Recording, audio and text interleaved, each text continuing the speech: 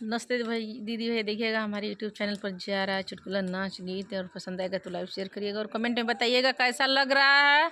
इसमें थोड़ा नया साल का लक्षण आ रहा है।